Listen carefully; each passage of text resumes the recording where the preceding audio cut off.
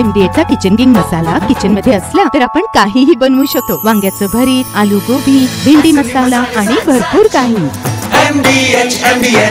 प्रधानमंत्री मोदीजींनी शेतकऱ्यांना जे जे वचन 2014च्या निवडणुकीमध्ये, 2019च्या निवडणुकीमध्ये आणि 2024च्या निवडणुकीमध्ये जे जे शेतकऱ्याकरता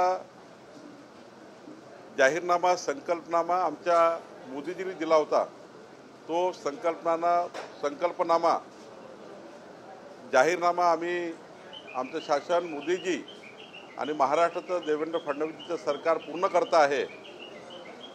आता काँग्रेस पार्टी त्यांच्या 65 वर्षाच्या कार्यकाळामध्ये जे करू शकली नाही ते सर्व शेतकऱ्याचे विषय हे आमचं डबल इंजिन सरकार मार्गी लावत आहे। आणि आता सपकाळ रिकामे आहेत। जसं राहुल गांधीला सवय आहे कुठल्या यात्रा काढायची आणि ती यात्रा निरर्थक आणि त्या यात्रेला काही समर्थनही मिळत नाही, निरर्थकच असतात। त्यामुळे यांची जी सवय आहे यात्रा काढायची त्या सवयीप्रमाणे ते काढतात आहे। पण शेतकऱ्याचे प्रश्न सोडवण्याकरता आमचं सरकार काम करत आहे।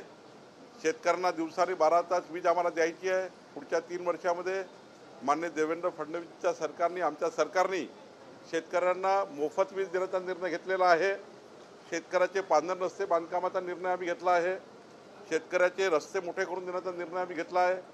शेतकऱ्यांना PM किसान योजनेमध्ये आम्ही त्या ठिकाणी केंद्र राज्य सरकारचे 12,000 रुपये देण्याचा निर्णय आम्ही घेतला आहे। शेतकऱ्यांना बियाणे देण्याचा आम्ही निर्णय घेतला आहे। 1000 निर्णय मी सांगू शकतो। पीक विमा योजनेचे निर्णय आहे। त्यामुळे आता त्यांच्याकडे काही शिल्लक नाही आहे। 65 वर्ष त्यांनी काय केलं सांगता येत नाही। महाराष्ट्रात 45 वर्ष सरकार होतं, त्यांनी काय केलं जेव्हा सांगता येत नाही, तेव्हा जनतेमध्ये संभ्रम तयार करून राजकारणाची रोजीरोटी शेकण्याकरता अशा यात्रा निघताय असं मला वाटतं। याला तरुण आहे हर्षवर्धन सपकाळनी टीका सुद्धा केली आहे की भाजप हा जातीवादी पक्ष आहे, त्यामुळे सर्वसामान्य लोकांच्या प्रश्नावर भाजपने दुर्लक्ष करतात, कसं बघताय मॅडम? त्यांना त्यांचं पद टिकवायचं आहे। राहुल गांधींनी त्याला बनवलं आहे अध्यक्ष। त्यांना पद टिकवण्याकरता काहीतरी क्लिप पाठवा लागतात राहुल गांधीला, म्हणून त्या तयार करून पाठवतात।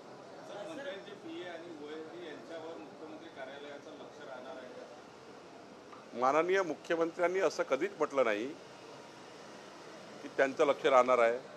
माननीय मुख्यमंत्र्यांची भावना एवढीच आहे की आमचे OAD, आमचे PS हे वर्षानुवर्ष 20-20, 30-30 वर्ष मंत्री बदलतात पण PS बदलत नाही। आता सरकार बदललं, मंत्री बदलतात, पण PS तेच असेल तर सरकारच्या पारदर्शी गतिमान सरकारबद्दलच्या ज्या भूमिका आहे त्या पुढे जाण्याकरता थोडं मला असं वाटतं यामध्ये मुख्यमंत्री महोदयांना काही याच्या बाबीबद्दल त्यांचं रिझर्वेशन आहे। आणि गोष्ट खरी आहे, जेव्हा मंत्री बदलतात तेव्हा नव्या दमाचे PS आले तर अजून चांगल्या पद्धतीने त्या ठिकाणी मंत्रालयीन कारभार त्या ठिकाणी अजून सुकर होतो आणि अजून गतिमान होतो। आता मी मंत्री झाल्यावर, महसूल मंत्री झाल्यावर मी 4 PS नवीन घेतले तर ते अधिक जोमाने काम करतात आहे। जुने काही काम करणार नाही का, ते करणार होते। पण माननीय मुख्यमंत्र्यांची भावना आहे की जेव्हा सरकार बदलतं तेव्हा या सरकारचा जो अजेंडा आहे त्या अजेंड्यावर काम करणारा त्या ठिकाणी अधिकारी आले पाहिजेत। आणि जुने 20-20 वर्ष मंत्रालयामध्ये एकाच ठिकाणी जागेवर बसलेल्या लोकांनी काहीतरी फील्डवरही काम केलं पाहिजे, नव्या ठिकाणी काम केलं पाहिजे। शेवटी एकाच एक पोस्टवर आपण जेव्हा अधिकारी ठेवतो, नॉर्मली आपण कलेक्टर वगैरे बघा 2 वर्षांनी 3 वर्षांनी बदल्या होतात, SP च्या 2 वर्षांनी 3 वर्षांनी बदल्या होतात, ADOच्या बदल्या होतात। तर मग मंत्रालयीन कॅडरमध्ये जे लोक बसले आहेत त्यांनाही वेगवेगळं काम मिळालं पाहिजे, ही भावना त्यांची आहे।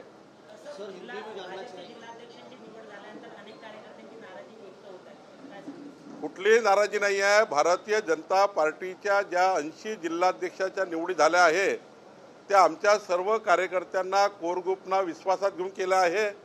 आता एका वेळी 4 लोक इच्छुक राहतात, एका पदावर एकच व्यक्ती बसू शकतो, एकच जिल्हाध्यक्ष होऊ शकतील, 2 नाही होऊ शकत। त्यामुळं 3 जे इच्छुक असतात त्यांना काही दिवस नाराजी वाटतं, पण जे इच्छुक होते त्यांनाही आम्ही राज्याच्या पदाधिकारी मंडळामध्ये कुठल्या ना कुठल्या पदाधिकारी मंडळामध्ये सर्वच कार्यकर्त्यांना आम्ही स्थान देणार आहे। त्यामुळे कुठेही नाराज होण्याची कोणी गरज नाही। नाराज झाले असतील तर आम्ही त्याचा विचार करू। सर, हिंदी में जानना चाहेंगे टेंडर घोटाले को लेकर आदित्य ठाकरे ने उप मुख्यमंत्री एकनाथ शिंदे जी का राजीनामा मांगा है। देखिए, ये घोटालेबाज लोग क्या राजीनामा मांगेंगे? वही खुद घोटालेबाज है। उद्धव ठाकरे की पूरी सरकार घोटालेबाज थी। कौन थे उद्धव ठाकरे की सरकार में? सारी लिस्ट मंत्रिमंडल की देखेंगे तो सारे घोटालेबाज थे।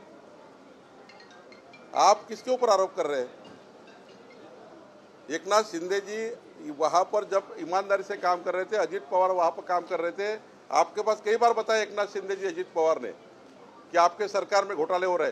कई बार उद्धव ठाकरे जी को, कई बार उद्धव ठाकरे जी मुख्यमंत्री रहने के बाद एकनाथ शिंदे, अजीत पवार जी ने उनको कहा कि सरकार में ऐसा ऐसा हो रहा है। उनके बेटे और वो खुद मिलकर भ्रष्टाचार कर रहे थे, सरकार का नाम खराब कर रहे थे। 2.5 साल सरकार में बैठकर कुछ काम नहीं किया। मंत्रालय में केवल 2 दिन आए मुख्यमंत्री 2.5 साल में। ऐसा मंत्रालय चलता है? ऐसी सरकार चलती है? 14 करोड़ जनता को ऐसे न्याय मिलेगा कि 2 बार मुख्यमंत्री 2.5 साल में आते हैं? तो ये पद्धति से सरकार नहीं चलती। पहले ये देखना चाहिए अपने गिरेबान में झांक कर कि उद्धव ठाकरे की 2.5 साल की सरकार में किस प्रकार से भ्रष्टाचार का माहौल था। और कोरोना जैसे कार्यकाल में उद्धव ठाकरे के लोगों ने, कोरोना जैसे कार्यकाल में उन्होंने पैसा खाया। अब उसके बार बार चर्चा हुई है मीडिया में, अब मैं उसमें ज़्यादा नहीं जाऊंगा। लेकिन कोरोना में मरीज को नहीं छोड़ा, ऐसी उद्धव ठाकरे की सरकार थी। वो क्या आरोप लगाएंगे किसी पे? क्या उनको अहमियत है और क्या उनके गिरेबान में ताकत है दूसरे पे आरोप लगाए? मिशन सिंधु को लेकर सीडीएस की टिप्पणी के बाद खरगे बोले मोदी ने देश को गुमराह किया। मल्लिकार्जुन खरगे ने कहा। ये खरगे वगैरह जो लोग हैं ना, इनके पाँव की जमीन खिसक गई है। पूरे देश ने स्वागत किया है मोदी जी का। 140 करोड़ जनता ने तिरंगा यात्रा निकालकर मोदी जी ने किए हुए पाकिस्तान की हालत को सराहा है। हमारे सैनिकों ने जिस प्रकार से पाकिस्तान में घुसकर 14 मिनट के अंदर 9 अड्डों को तहस-नहस कर दिया, मोदी जी को लोग और सैनिकों को लोग सराहना कर रहे। और ये खरगे वर्गे है ना, इनको अभी लगता है कि जिस प्रकार से देश मजबूत हो गया है, पूरे विश्व में भारत देश का डंका बज रहा है। अमेरिका जैसा देश भारत के गुणगान गा रहा है कि भारत ने दहशतवाद के खिलाफ लड़ाई चालू की है। हमारे मोदी जी ने और हमारे देश की सेना ने जिस प्रकार से लड़ा है, जिस प्रकार से दहशतवाद के खिलाफ लड़ाई चालू की है, पूरा विश्व मोदी जी के साथ आया हुआ है। इसलिए खरगे के पाव की जमीन खिसक रही है। अमोल मिटकरी यांनी ट्विट केलेलं आहे, ओबीसी आणि हटेच्या पैशावर जे कर्ज मागे हल्ला या संदर्भात ट्विट केलं आणि सहानुभूतीसाठी असं आहे, मिटकरी जी हाकेच्या मधात काय आहे ते त्यांना विचारा, मला कशाला टाकतो? पार्श्वनीमध्ये भाई जे आगामी हल्ला केला त्यामध्ये काल एक माणूस मृत्यू पडला। यावरून आपण एका महिना अगोदर आपण वन विभागाला निर्देश सुद्धा दिले होते की या संदर्भात आम्ही तातडीने कारवाई करावी। मात्र या कुठेतरी या संदर्भात कुठेतरी वन विभाग दुर्लक्ष करताय। यावर वन विभागाच्या वरिष्ठ अधिकाऱ्यांच्या काही दुर्लक्षपणामुळे त्या ठिकाणी अशा घटना होत आहे, गोष्ट खरी आहे। काल त्यांचे जे अत्यंत बेशिस्तीपणा आणि ज्या पद्धतीने निर्णय घेतले त्या पद्धतीने इम्प्लिमेंट न करणे वगैरे, यावर मंगळवारी सायंकाळी 6 वाजता आमचे मंत्री गणेश नाईकजी यांनी मंत्रालयामध्ये उच्चस्तरीय बैठक आयोजित केली आहे। त्या बैठकीला मी स्वतः आहे। त्या बैठकीमध्ये अशा कामचुकार लोकांना, ज्यांनी वारंवार शासनाने निर्देश देऊ नये, शासनाची स्पष्ट भूमिका आहे की ज्या ठिकाणी बफर झोनमधले गाव आहे त्या गावामध्ये जर आपण आता एआयच्या माध्यमातून येणारे कॅमेरे लावले तर त्या गावाला अलार्म जातो की वाघ येत आहे, जनावर येत आहे गावामध्ये। ते कॅमेरे लावून त्या ठिकाणी मोठ्या प्रमाणावर जनतेची सुरक्षा करता येतं, वाघापासून बचाव करता येतं। त्याच्याबद्दलचे निर्देश दिल्यावरही काही अधिकाऱ्यांनी कामचुकारपणा केला आहे। माननीय मुख्यमंत्र्यांकडे मी या बाबीवर निवेदन करणार आहे, त्यांनाही सांगणार आहे आणि आमचे गणेश नाईकजी याच्यावर उद्या बैठक घेत आहेत।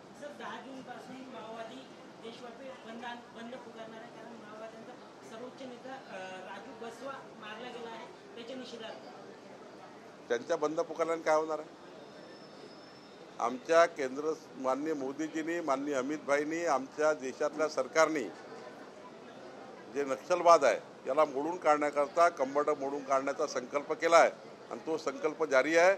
आमचे अमित शहाजी देशाचे गृहमंत्री हे कणखर आहे। अशा कुठल्याही विकेला आम्ही या धमक्यांना आम्ही काही भीक देणार नाहीये। अप्रतिम अप्रतिम NDH काश्मीरी. अरे कमी वापर पण अस्सल वापर. MDH काश्मीरी लाल मिरची पावडर. MDH